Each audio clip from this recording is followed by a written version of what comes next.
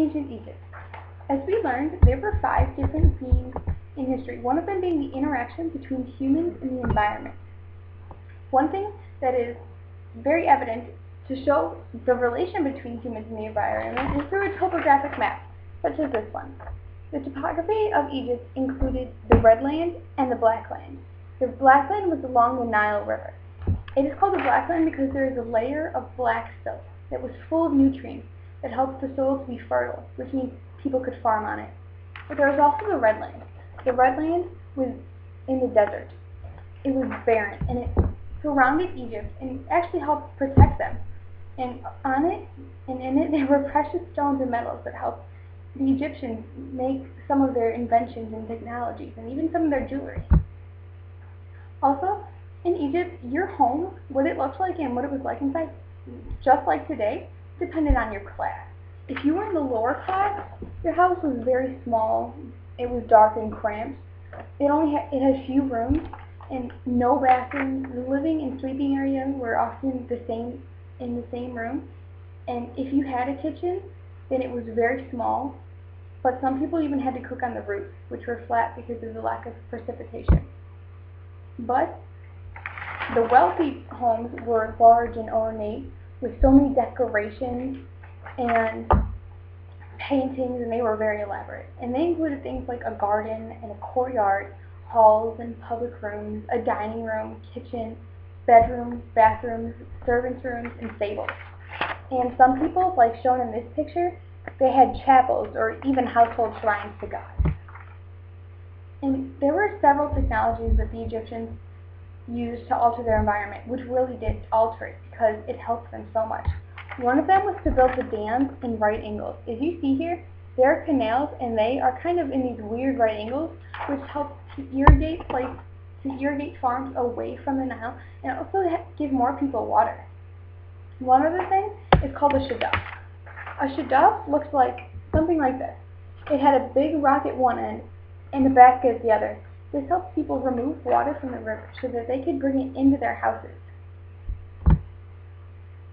Next is potential settlement rationale. That is a fancy word for saying, why on earth did you settle in Egypt, which is like all desert? Which a lot of people, they would question it. But the thing is, the Egyptians made it work for them. They settled along the Nile, which provided many trade opportunities in food, such as fish. Also, the annual flooding of the Nile provided nutrient-rich soil, which helped them be prosperous farmers. One other thing is that the Egyptians didn't migrate a whole lot. They kind of were set in their own place, but there are 2 main migrations. One of them is in 10,000 BC. This was a mass migration of African people away from the Nile and into the desert. Then they lived there, and as shown in this picture, they made many cave paintings and such like that. But in 6000 BC, it is shown that the climate grew dry, and people were forced to leave the desert and migrate to the Nile River Valley, where they remained. Now on to the development and interaction of cultures. That's Emerald. Okay, now leadership and government structures. The government in ancient Egypt was a theocracy, but it was more like a dictatorial theocracy because it was led by a pharaoh. The pharaoh was part king and part god, and people worshipped him. But he did have advisors called clergy members, and these were the vizier, or the prime minister, the chief treasurer, the tax collector, the minister of public works, and the army commander. And there were so many, hundreds and hundreds of kings and pharaohs in Egypt, but there are a few that stood out. One of them being King Menes. In 3000 BC, he was the ruler of Upper Egypt, when Upper Egypt and Lower Egypt were separated. But he united them, creating the double crown, which had both lands' crown colors, red and white, and he became the first king of Egypt. Another one is more famous, is King Tutankhamun, or King Tut. He became pharaoh at age 9 and became famous because he mysteriously died at age 18, and nobody knows why. But there's evidence that he was murdered because of a large bash in his head. One other king is Ramses II, also known as Ramses the Great, who had one of the longest rules in Egypt, 66 years. During this time, he constructed many tombs, powerful cities, statues, and temples, and he even built a strong military. He regained territories that had been previously lost. He won many battles and formed peace treaties, and he protected Egypt's borders. One other main pharaoh was Alexander the Great. While he was not born in Egypt, he is actually a Greek, and he introduced the Greeks into Egypt. But he did keep the Egyptian tradition, and he became a military genius and helped give Egypt a very, very strong military. One other thing he did was to build up their economy and make it very strong. One of the most famous queen rulers of Egypt was Queen Cleopatra, who became ruler of Egypt at age 17 when she married her younger brother, who was 13, and kind of spearheaded the kingdom. But even when she was exiled from Egypt because of her brother,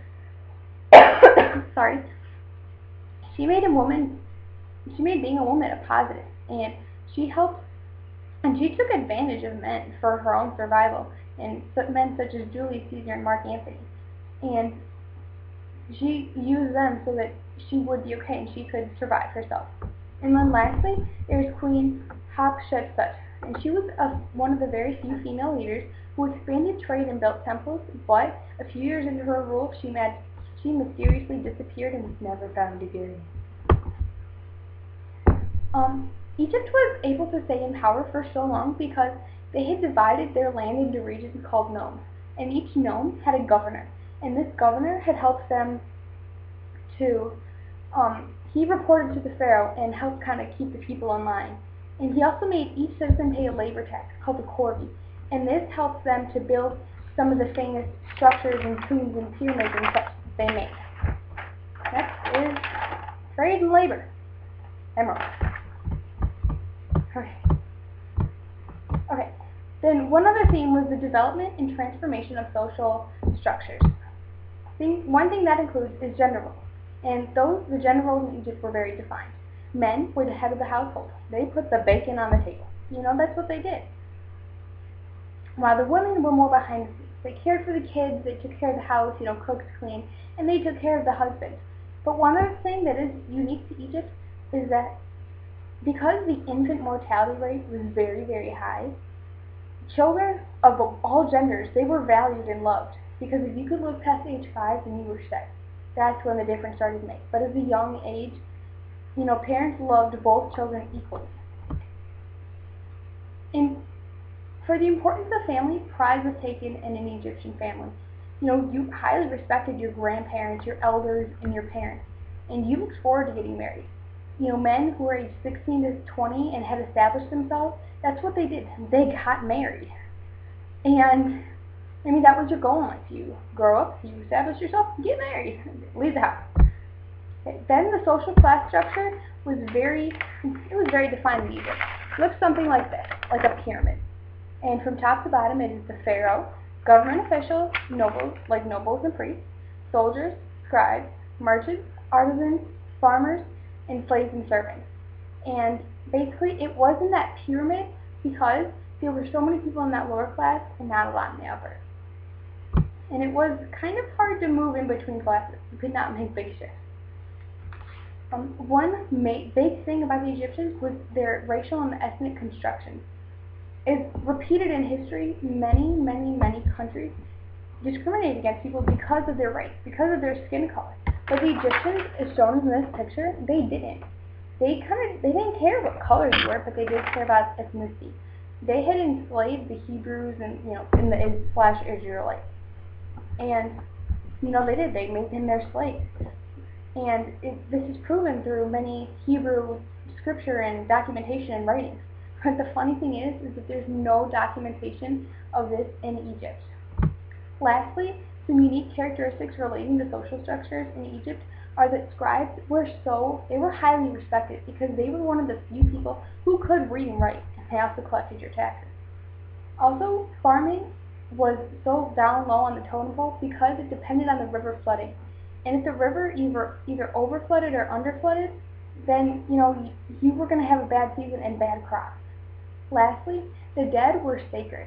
if you were wealthier, then you could afford to get these elaborate tombs for your dead person, and that would help them get to the afterlife. But if you were poor, you sometimes had to share a tomb or couldn't have a tomb at all, and that didn't help your chances of getting into the afterlife at all. And that concludes our presentation. Thank you very much.